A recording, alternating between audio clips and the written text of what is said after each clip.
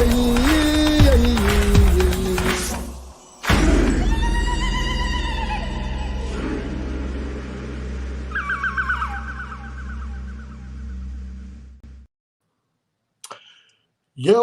good evening. Molo Sanbonani, hello, how's it?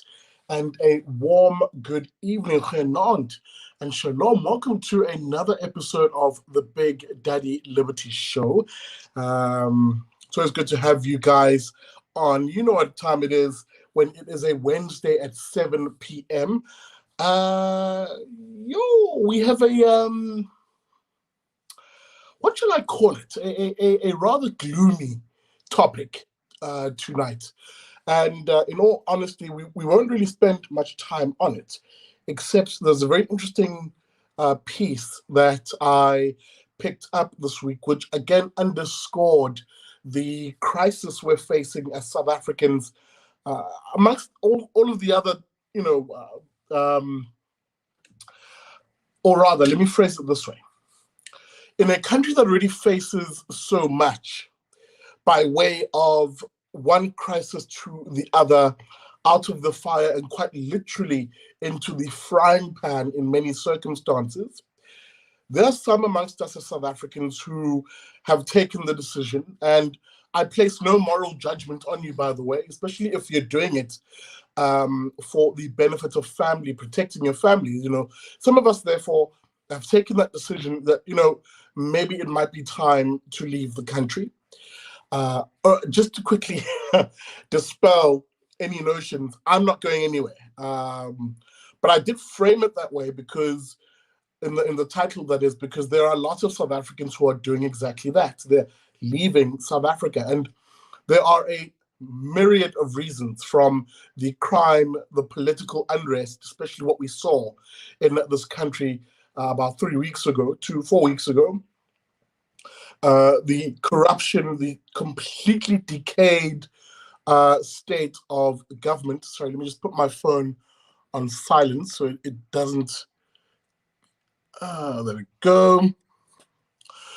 The completely decayed state of things in the society, and the poverty levels linked to that, of course, the unemployment.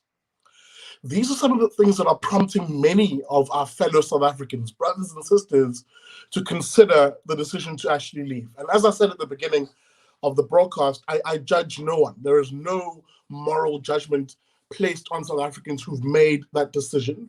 They are making that decision in what I can consider a very rational set of circumstances. But with that being said, tonight's episode, I want us to look just a little refresher, a recap of where the numbers are at the moment, insofar as not only the number of South Africans who are leaving, but also what we're going to discuss tonight very briefly are the terrifying implications of that. The terrifying implications of that. And I use the word terrifying because that's exactly what they are. Don't be fooled by the politicians, especially racist, leftist politicians who, as they see these numbers, they say asinine things like, yeah, let them go. It's the racists anyway who are leaving. It's often you'll hear the refrain, or if you're in these sort of debates, you'll hear people say, you'll hear people say nonsense like that. You'll hear people say dismissive things, to say, oh, they couldn't handle it anyway. This is Africa. So what if this is Africa? You mean to tell me that just because we're African, black, white, Indian, colored, that we need to put up with nonsense? You mean to tell me that just because we're Africans, black, white, Indian, and colored, that we need to put up with terrible policies that we've seen fail in other parts of the world, not only here in Africa? People, understand something. The leftism that we're seeing from our politicians, whether it is statist, in other words, state or government-centric, socialist, in other words, literally a political elite that controls all aspects or means of productions in society, or communist, the logical toxic conclusion of all leftism, whether it's any of these three iterations, these policies have destroyed other parts of Africa and much other parts of the world that tried these ideas. Ask yourself the question, where there are people fleeing, where there are people leaving a country, are they leaving a system which is close to socialism or actual socialism, or going to a system which is socialist or close to socialism in nature? If you want to judge people, ask if you really want to look at how people vote in real terms, and I'm not talking a vote to the ballot box, look at how they vote with their feet. Now, before I get into any of that, because I'm going to hit you with some numbers, I'm going to hit you with some analysis tonight for the next 35 minutes or so. Make sure you hit that like button, please. It's the only cost of admission, guys. I really shouldn't have to say this over and over and over. Hit that like button. The moment you enter, hit that like button. We're about to have a very serious conversation tonight.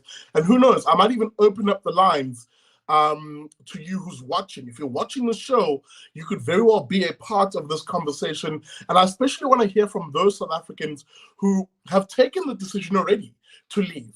Or maybe you're a South African who's still in the country and you're taking that decision. Maybe you've been delayed, for example, by the various lockdown nonsense around the world. Maybe you've been delayed and you're still hanging around because of that. But talk to me, perhaps, if I do open the lines, talk to me about what led you to make that decision, and how hard it was. Because often you'll hear people say, oh, that's the people who take the easy way out. And I'm like, hey, it is not an easy way out, nor is it even easy to leave. Firstly, take the decision to leave your home.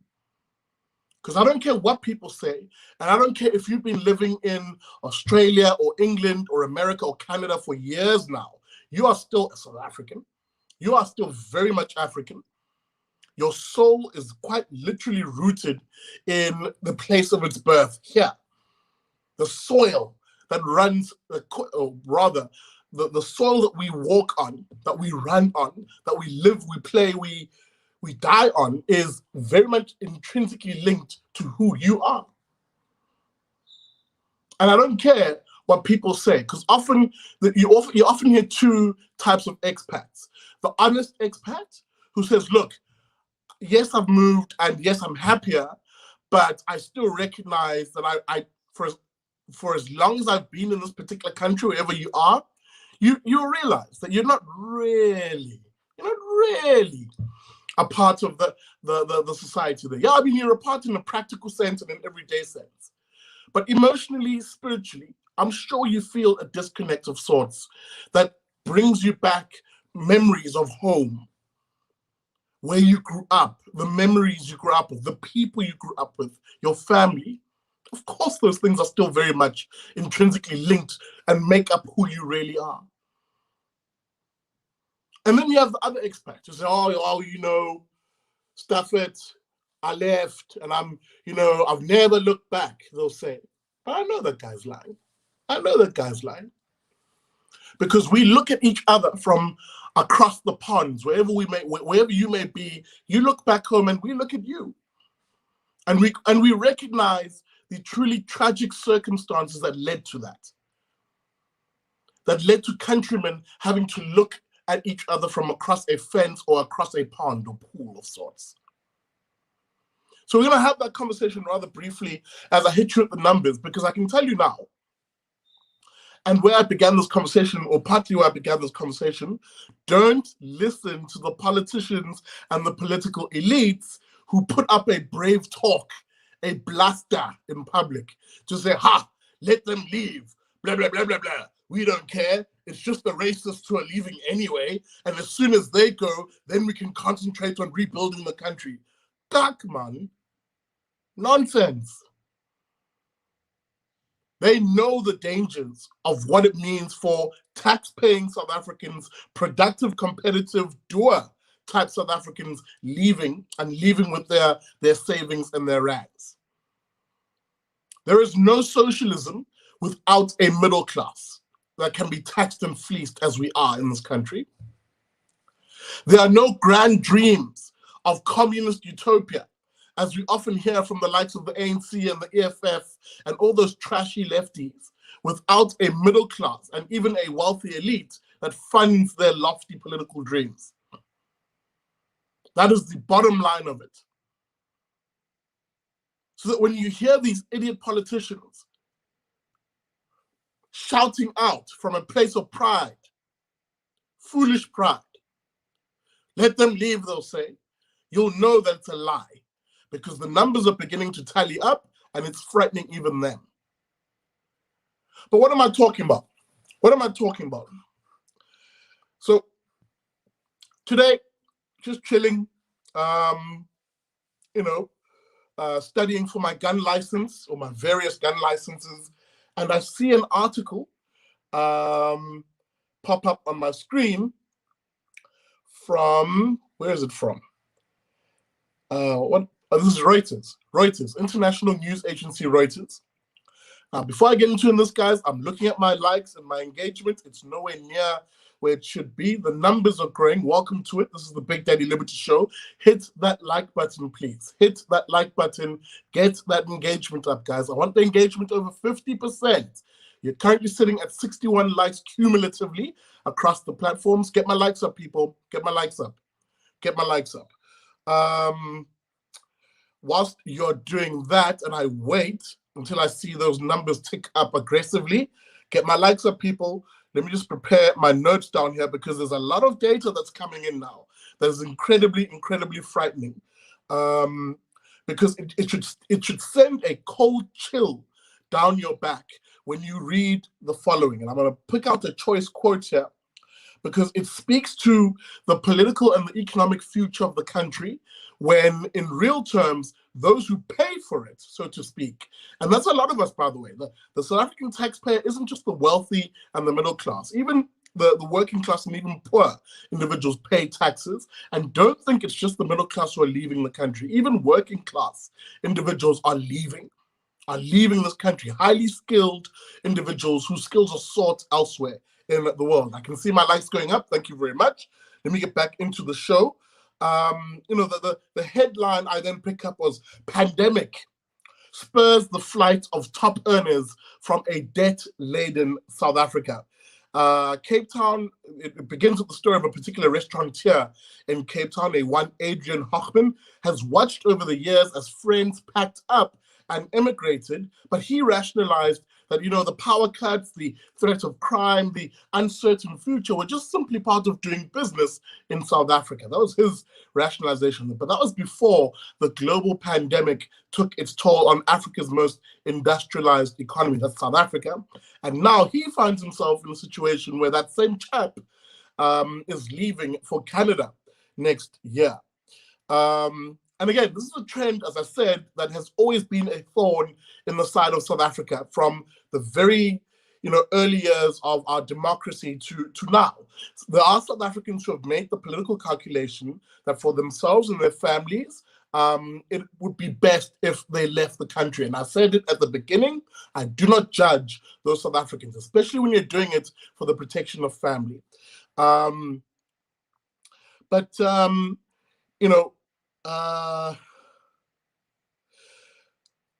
Sorry, I've just lost my place for a moment. But with those South Africans leaving, and you'll notice that those South Africans who do leave are often the productive, the competitive, and the successful.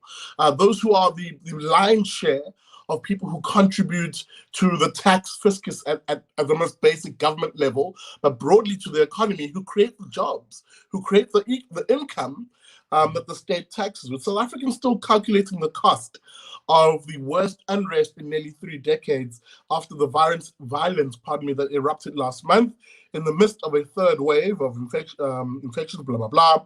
For the first time since the current tax brackets were established 6 years ago, Africa's most developed economy will see a drop in the number of top earners this fiscal year. Now it gets really scary. Buckle up. Listen to this. Revenue from the 3 highest brackets. Let me repeat that so you understand what I'm talking about. The revenue, the money taken from the 3 highest brackets will fall by 8%, or around 22.6 billion rand, according to previously unreported Treasury forecasts. That is the state. The state itself sees itself not being able to collect possibly around 8%. of its usual income, which is usually always gradually grows. That is income streams that South Africa can really ill afford. I must make this particular point, especially as those same politicians and that same government racks up the debt, a debt that you and I will have to pay. Now, here's where it gets scary. According to those same forecasts, the number of taxpayers earning 1.5 million rand, what's that in dollars? Hang on, let's just quickly work out what that is in dollars. Rand to dollar. For my, pardon me, for my international folks. Come on, see here. There we go.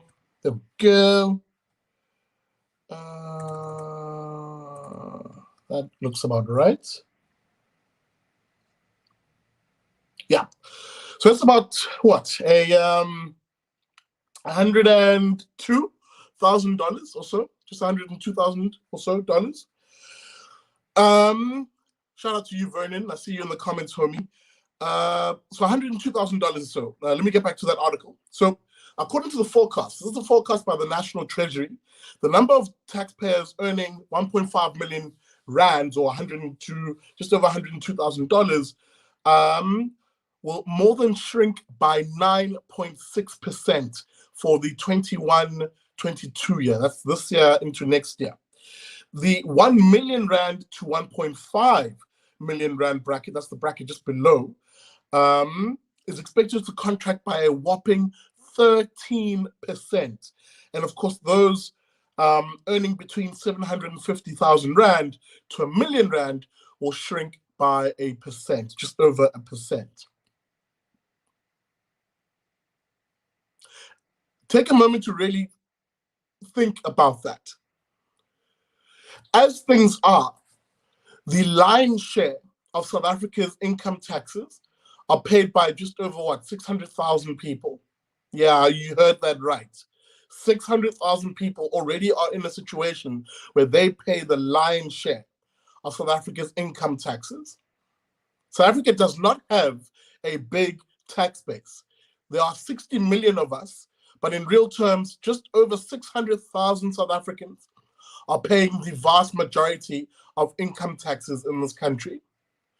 So on a situation which is completely bleak already as it is, you're having a situation where, if I revisit these numbers, the number of taxpayers forecast who earn 1.5 million rand or more will shrink by nearly 10% in the financial year. And those who earn between the bracket just below that, between 1 million and 1.5, we expect to see a contraction of 13% of those people. And then the arrogant politician, the arrogant lefty, will say, let them go, he'll say. Where does the money come from for you to fund your socialist nirvana, you dumb, petty socialist?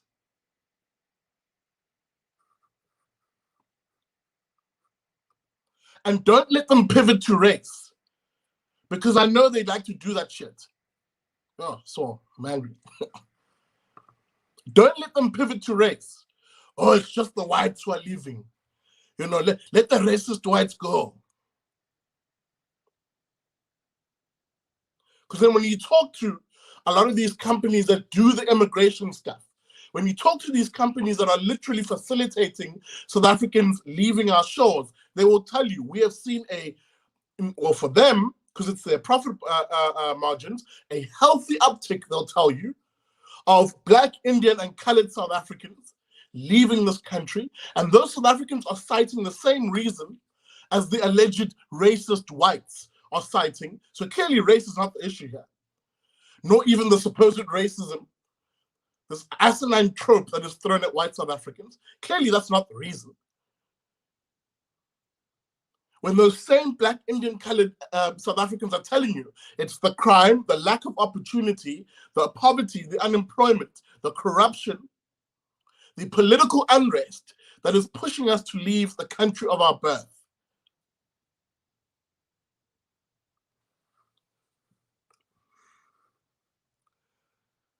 It gets real tiring. It gets real tiring listening to asinine, dumb politicians who themselves are safely ensconced behind a wall, high walls in their parliamentary villages, high walls in their state homes, stately state homes, safely ensconced behind a wall of private police officers for themselves. Whilst the rest of us face this. And where do you think their kids are too? They really rattle me and really piss me off, because the same thing that they accuse quote unquote white people of being racist for doing, i.e. immigrating or seeking opportunity elsewhere, they'll do for themselves and their kids. Their kids go to some of the best elite schools around the world, funded by you, the taxpayer. And that same snake in the grass politician with a forked tongue will appear before us and call those of us who do leave. And I said it at the beginning, I don't judge those who leave. They'll have the audacity to call those people traitors and the racists that are leaving because they can't take the heat or blah, blah, blah.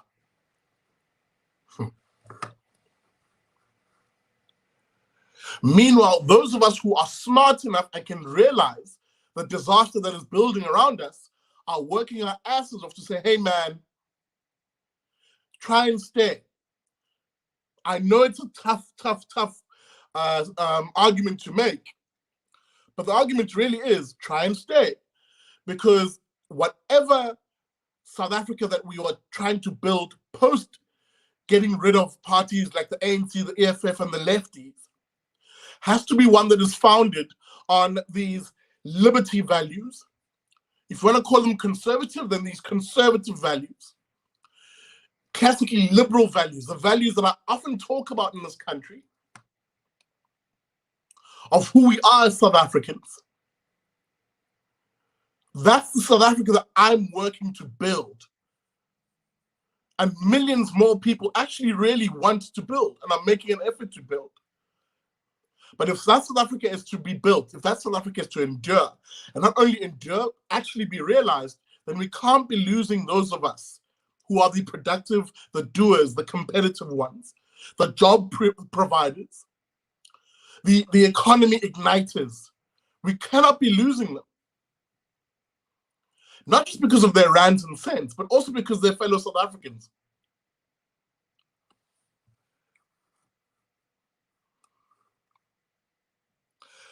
But it gets worse. Pardon me. Because they then cite in this article, and this is the last quote I'll read, and then I might even open up the lines, guys. I'll share the link on how you can join in a moment. If you're watching, this is the Big Daddy Liberty Show every Wednesday at 7 p.m. We're looking at the issue of immigration, and apologies for the clickbait. I myself am not leaving. I am not leaving, but well, it's debatable as Steve and I whether I can leave. That's another debate, but this article that I'm reading from, then it goes further and says, South Africa, as things stand, South Africa has lost 1,900 high net worth individuals. Those are people who have wealth of $1 million. That's American dollars or more in 2020 alone. 2020 alone, we lost just under 2,000 South Africans who have high net worth value, bringing the number to its lowest level in 13 years, according to New World Wealth, which studies wealth in emerging markets. And it points to the declining rand and immigration as contributing factors of that existing exodus of high net worth value individuals. And this is where it got frightening for me, because you often see the property market tells you where things are going. They cite a chap here called Usiphakamiso Mkhwanazi, an economist for the First National Bank Group, and now they publish a survey of real estate agents, and they noticed a recent uptick in home sales limited to immigration at the highest end of the market. End of quote. So then I'm hoping you recognize that we are in trouble here, and that you should not be fooled by the politicians as I began this thread, the stream. And speaking about how I began the stream, I did ask for my likes. Come on, guys, hit that like button, please. There is nearly double the number of people. Thank you, by the way, for joining. But hit that like button, please. Get my likes up, people, before I open the lines to you, the viewers. Get my likes up. I want to see at least 200 likes across all platforms. We're sitting at 170. It's ticking up. I can see it. Thank you for that. Hit my like buttons, people, before I open up the stream for the next 10 minutes to you, the viewer. And as I began the stream, I said, I'd really like to hear from those of you who've maybe taken that decision to leave, right? And there's no judgment. I must reiterate this, just in case you've just joined and I may be thinking, oh, Big Daddy's bashing those of us who emigrated. No, I'm not, actually. I'm not. Because I know, firstly, that decision is a very tough one. And if you have made it, it's one which you probably made for the benefit of family. And on this show, we are a faith, flag, family, and freedom supporting type show. So if you made a decision for the benefit of family, I do not blame you. But there's still things that we can discuss, the nitty-gritties, for those of us who are staying and have stayed and will stay. And maybe you are one of those South Africans that I spoke about earlier who is maybe contemplating leaving. You know, this show is for you too. You know, tell me what are some of the push factors for you. I know of guys in Durban who, yeah, actually, let me not get into that. So welcome to it. Hit that like button, please, as you're watching, as I'm about to open the lines here. And I see the comments, guys. Keep them coming in thick and thick, please. I really appreciate it. We're nearly at the goal weight. We're nearly at the goal of my likes, 196 that I can see on my program here. There might be more, but hit that like button, guys. I want to see at least 200, just 4 more. I want to see at least 200 to get my engagement at 50%. I'm going to open the lines here. Now, how I'm going to do it is have a look in the comment section. If you're watching this on Twitter, on YouTube, or on Facebook, just there we go, 200 likes. Thank you, people. Have a look at the comment section. I'm going to put the link up for this stream, which will allow you to join me here in studio. And remember, I only have 2 rules. Is it 2 rules? Yes, 2 rules. Number 1, you have to be on camera. You have to cam up, and you've got to have a light in front of you, please. You've got to have a light in front of you so that we can actually see who you are. Please keep it short. Keep it to the point. And also, please keep it respectful. Otherwise, I will bump you out. Just 2 rules, guys, in that regard. Let me just prep the link. We are going to keep this relatively short because I do want to hear from those of you who've maybe taken this decision or maybe are contemplating the decision. Let me just quickly type it out in the comment section here. And maybe even in the comments right now, type in a comment. Let me know, have you left the country? When did you leave? And why? What was the reason that saw you perhaps leaving the country? Here we go.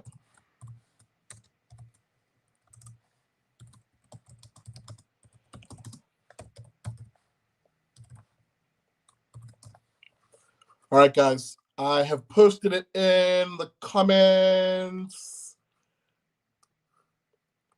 now. You know, want to join the stream? Do you want to be a part of this conversation just for the next, 10 minutes or so as we wind things down? What do you think about the show as I, shared some of these numbers? These are real South Africans. These are real South Africans we're talking about who have left. And the question I've asked people and I've posed, especially to the politicians who say stupid things like, yeah, let them go, let them leave. We'll often hear lefty politicians say is, who will fund your socialist dreams? Who will fund your expropriation without compensation? Who will fund your national health insurance nonsense? Who will fund, your growing dreams of a universal basic income? The notion that we just pay people salaries, we pay people welfare.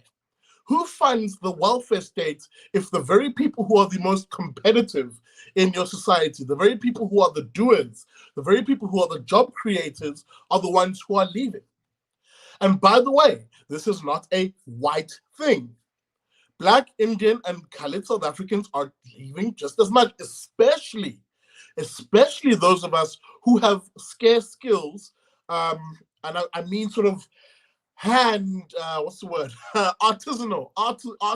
type skills, who are being sucked up by countries like New Zealand, Australia, and I can go down the line. I have 3 cousins who have left, who one was a boilermaker, the other a plumber, I'm right, yeah, a plumber. And I forget what the third one, I think a millwright. And they were sucked up, one by an international shipping company, which helped get him residency from where, I forget where. And the other 2 are in New Zealand today. They're New Zealanders. Whenever we play New Zealand, they, yikes. My family are weird. Whenever we play New Zealand in rugby, the one chap literally cut his Springbok jersey in half and he stitched it to an All Blacks jersey. And he goes, "Hey man, best of both worlds. Best of luck to both teams." Nonsense. I'm like, "No man, you're a Springbok." But again, I make light, but this is a very serious topic. And it's one which, there is a family right now huddled around a dinner table, and they're possibly thinking this is our, final dinner in South Africa, if that's the case, if you're leaving tomorrow, or, they're thinking these are the last few dinners we're going to be having in South Africa before we leave for country X. Those are, I might sound idealistic as I say this, but to me, that's your family. When a South African leaves, that's like losing a relative, a sibling. That's how I view it. Because I mean it when I say we are a faith, flag, family, and freedom type South African. Now, I'm just looking down at my control panel here. I'm seeing some faces. All right. Hello, everybody. Wendy, I'm going to begin with you because you are first on my software over here. Where's Wendy? There she is. Wendy, hello, good evening. Welcome to the Big Daddy Liberty Show. Wendy, where are you from? Well, South Africa. And I married an Israeli and we live in Malta at the moment. Well, there you go. Interesting part of the world. Funny enough, there is another couple of friends of mine who moved to Malta 2 years ago. How's the weather in Malta? What's going on there, Wendy? We are dying. We're in the middle of a heat wave. We hit 43 today as a high. Ooh, all right. We get northern Cape vibes here. I was about to say that sounds very hot, but Wendy, I want us to get straight to the point because you're obviously a South African who's made this decision. I'm going to ask you just 2 or 3 quick questions here. Firstly, when did you make this decision and what prompted it? Okay, back in 2001. And basically we were ready to settle. My first daughter, my eldest, was born there. We were ready to settle. My family is there. And basically, I don't know if anybody from Johannesburg might remember the Lindbro robbery crew that was active in the area for about 2.5 years. They hit our house twice in a week. And my husband was home and he got beaten up. And he grew up in Beersheba. You might know it. I think you've been to Israel, Big Daddy. And, they leave their homes open and he couldn't take it. And at the same time, his dad got really, really ill with cancer. Sure. So we left back to Israel, and since then and then we came to work in Malta about a decade ago. Sure. Again, the frightening thing I'd love to come home, but unless these things change, he will never consider it. And I don't blame him. What drove us out? Absolutely. I don't blame him. That's Wendy Z. Thank you, Wendy, by the way, for your time. That's Wendy Z all the way out in Malta. Shout out to you, Wendy. And please keep strong out in that part of the world, especially in that heat wave, girl. 43 degrees. Damn. I've got Mr. B. Yo, dude. Welcome to the Big Daddy Liberty Show. Talk to me, brother. Where are you in the world right now, and how long have you been there? I'm in London at the moment. I've probably been here 21 years. 21 Yeah. years. So I left in August of 2000 to go to London. My parents took me. I was still in my teens. Yeah. Interestingly, I did actually come home in 2017. So after 17 years, I did come back to South Africa as an entrepreneur. I did set up a business in Port Elizabeth, and I brought probably 35 jobs to PE. I Shout still out have to a you, call man. center. I still have a call center in PE, so I do commute time between London and South Africa. I've seen the change in South Africa just since 2017. So when you have a lot of people that are talking about mass immigration, yeah, I kind of understand it. I work in the financial industry, so I work in the financial industry both in the UK and in South Africa. I own my own company. It's an insurance company, so I do get to see the differences between the two. I want to prod you a little bit. You know, when you have a conversation with your parents around what prompted them to even take that decision, because it obviously has, and it has had massive implications on you, who you are today, right? You know, now today, for example, straddling those two, if I may call it, identities, you know, because English society is very different to who we are as South Africans. You know, a lot of you often hear, for example, politicians say, "Oh, let the whites go back to England, or let them go back to the Netherlands," and I'm like, no, they're not English, or they're not you know, Dutch. You know, these are South Africans. You know, when you talk to your parents, what led them to leave in that first place? Well, for my father was my father in the first place. So my father was an electrician, so he was a sparky, I suppose, and he worked on government contracts. He was putting electricity into the townships. So he used to go into the townships every day on government contracts and basically put up the electric poles and try to put electricity through there. But he had real struggles with it. First is he had a number of employees that were electrocuted on the poles. So they would go to the townships and, you know, some municipal worker had forgotten to turn the poles off.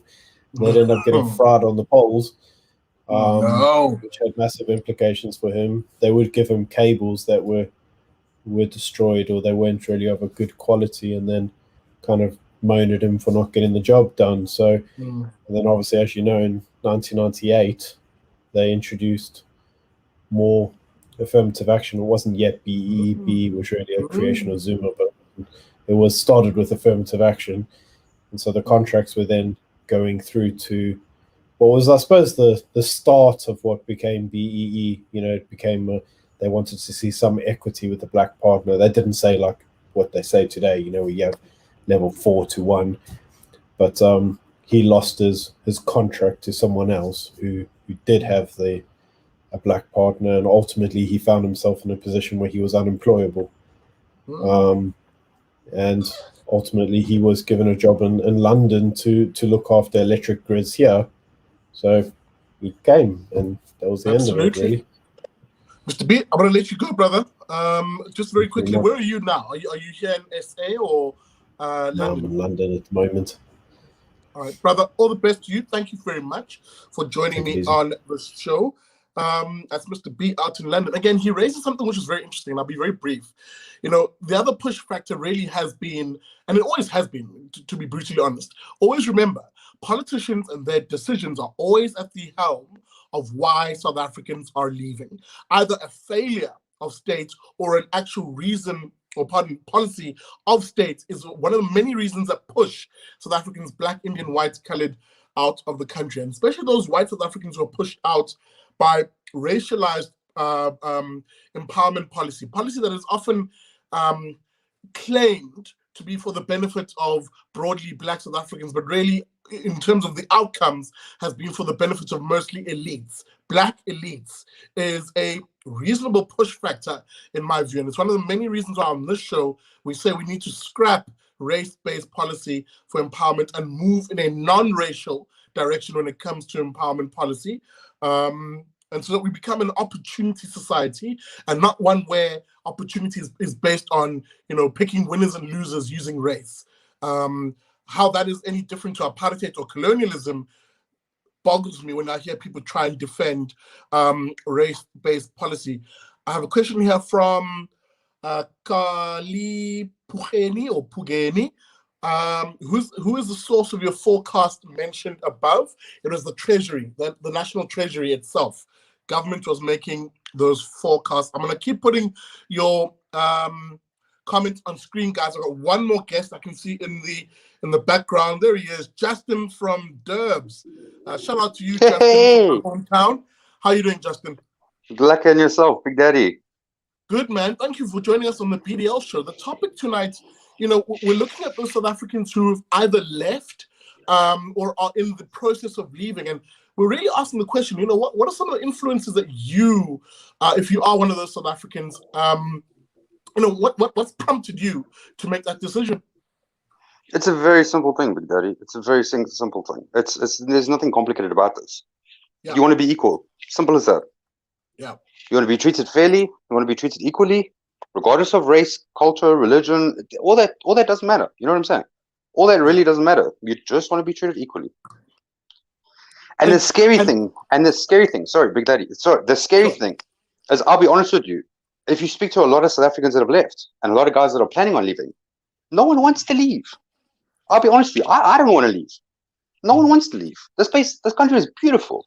This country is beautiful. This country's got beautiful people, beautiful scenery. No one wants to leave. It's just being forced into a position. Unfortunately, it is. That's the bottom line. And it's one of the reasons why I said at the beginning of the broadcast that, there is no judgment from my side for those who've taken that decision, because South Africans will always act in the interest of, themselves as individuals primarily. But really, I talk a lot about individuals, but really we're a family society. And South Africans will always weigh things up for the benefit of family. Justin, maybe as a final question, talk to me about, I didn't actually quite hear where you were in the process. I don't know if you are looking to leave, but at a personal, emotional level, sorry, man, I'm going to tap into you a little bit here, because I think it's also part of the conversation that needs to be had. For sure. The difficulty of leaving your memories. As you weigh this decision up, what are some of the biggest things that you dread, you'll probably miss about your home? The memories. I'm born and bred Durban. You know what I'm saying? Born and bred. I've never been anywhere else. Yeah, I've been to Joburg for a while, been to Cape Town for a while, but born and bred Durban through and through. You know what I'm saying? And I think the hardest thing about leaving, I think it's the same thing. I'm assuming it's the same feeling everyone else feels. It's leaving those family behind that can't leave. You know what I'm saying? If you don't, if you're over a certain age, for example, like, I don't want to get too much into personal stuff, but like my mum, she's past that age. You know what I'm saying? So it's leaving those family members behind, and sitting abroad and then looking at the situation, kind of getting worse and worse and worse over time. And leaving and the guilt you're gonna, because we're all gonna face that guilt at one stage or another. We're gonna face that guilt of saying, I left family behind. You know what I'm saying? But at the end of the day, you're gonna have kids. Like, I don't have kids yet, but someday you need to put them in the best position possible. You know what I'm saying? For their future. It's simple. It's nothing complicated about this. Thank you, my brother. That is Justin again from Durbs. Thank you, homie. And maybe Justin has framed it in a way in which I can leave it here. We've got to remember, as a final thought here, and I gave you the numbers. The numbers aren't looking pretty, guys. The numbers aren't looking pretty. You've got to remember, though, that these are South Africans. These are your fellow South Africans. And don't be drawn into the false bravado that politicians create, especially those lefty politicians who say things like, yeah, let them go. These are racist whites. Or these are clever blacks who are leaving and blah, blah, blah, blah, blah. Nothing about what you saw here tonight corroborates that false reality the politicians try and create. insofar as arguing who is leaving. These are fellow South Africans, and you can hear the pain etched into their voices when they think about, on the one hand, family who get left behind, the memories that they leave behind, having to start afresh and anew in a country where no one knows you, where you're not of their particular culture. And I think a lot of people find that out, like why I always say culture matters. Race is meaningless. Race is meaningless. Culture matters. Imagine as a young chap, a young Zulu chap, who maybe your parents worked hard, gave you an opportunity to go to university, you've got a top skill, which is sought after around the world. And you're looking at your life here in South Africa and thinking, especially after the last week's unrest, I don't think I want to stay here. And you now have to face the prospect of immersing yourself in a completely different culture. It's scary. It's scary. But that is the consequence of bad policy. The crime, the unemployment, the poverty, the political unrest, the corruption, the toxic policy environment in this country, which is primarily on the left, a left that prioritizes the state and the political elites and leaves behind families and the individual. So that, as a concluding thought, what I do is to fight for not only these South Africans, but also you, me, those of us who are still here and are going to fight it out here. We fight to forge that South Africa that is an opportunity society that actually says, you know what, your race is irrelevant. If you live in this piece of terra firma that we call South Africa, then we'll create a free, prosperous, property-owning, and non-racial society. Those ideas are still worth fighting for. Whether you fight for them on an individual level, in whatever capacity in which you can, or like me, if you've given up a middle-class existence, you've given up a job, to live on the road, travel this country, talk to fellow South Africans, share the ideas of liberty amongst those South Africans here on a show, and of course on the ground. That's my section, that's my contribution to this country, so that I don't see people like Justin or a Mr. B or a Wendy or the over 1,900 already high net worth in that particular instance who've left last year. And of course, the thousands, the tens of thousands more ordinary South Africans who have left. We can close that tap off by opening the taps of prosperity and opportunity for all in this country. And it's the ideas that matter. And that is why I am on the ground fighting that battle of ideas. So that's the show, people. I'm sorry, I know it's a bit of a depressing one. But I had to remind us of what's at stake here, so that we're not dribbled and distracted by the mainstream media in this country, the politicians and the political elites. We're not dribbled and distracted. And we remember that we're in a fight of ideas, getting quality ideas into our communities, stopping the decay of this country, lifting up the poor so that the poor have a better shot at living in a free, prosperous, property-owning, and non-racial society, and doing it for the faith, flag, family, and freedom type South African. Thanks for watching, guys. Super appreciate it. I really, really, really appreciate it. If you like this content, hey man, smash that like button and share the stream.